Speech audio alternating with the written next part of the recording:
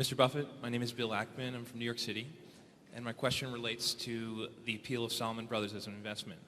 You talked earlier about leverage and the dangers of leverage. Salomon is a business which is levered 30 to 1, which has very narrow margins and earns a relatively modest return on equity in light of the amount of leverage that they use. What is the appeal of the business to you?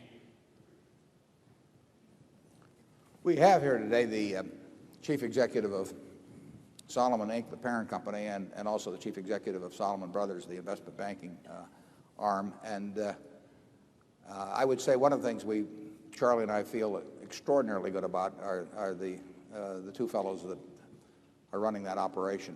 They did an exceptional job under extraordinarily difficult circumstances, as did John McFarlane, who's also here today. The three of them, I mentioned four people in the annual report, and Salomon wouldn't be here today without those three, and it wouldn't be the company in the future that it's going to be without them. And they did an absolutely fabulous job. It's the sort of business that, as you point out, uses a lot of leverage. It doesn't, in one way, it doesn't use as much as it looks like, in another way, it uses even more than it looks like.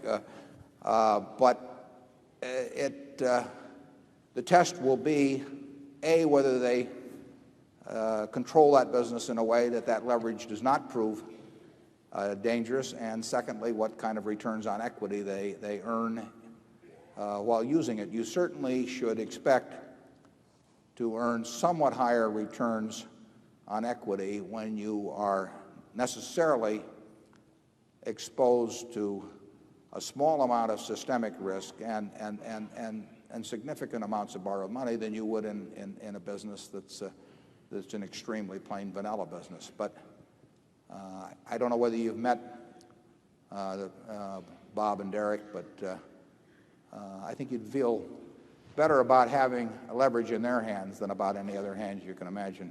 Charlie? Why don't we have those three gentlemen stand up? Yeah, you ought to give them a hand. They really have done a job for Berkshire in this last year. I'll lead the applause for them. Where are they? There they are.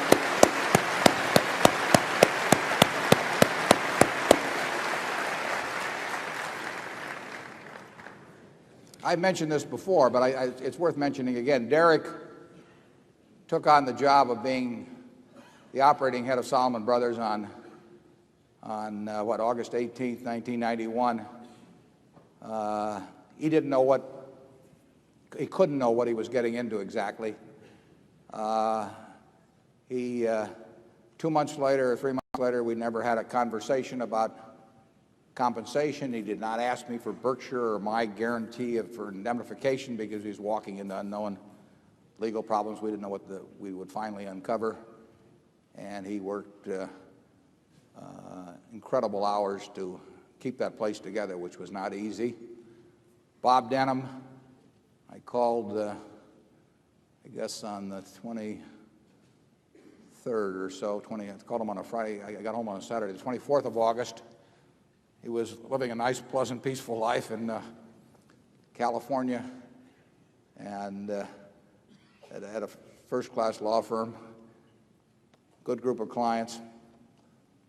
Wife had a good job there, and I told him I was in a mess and there wasn't any second choice. And 3 days later, he was back in New York and living in a small apartment in Battery City and handling the general counsel's job at Salomon. They found John McFarlane on that Sunday on the 18th. I think he was running in a triathlon or something. Not a practice that Charlie and I follow, but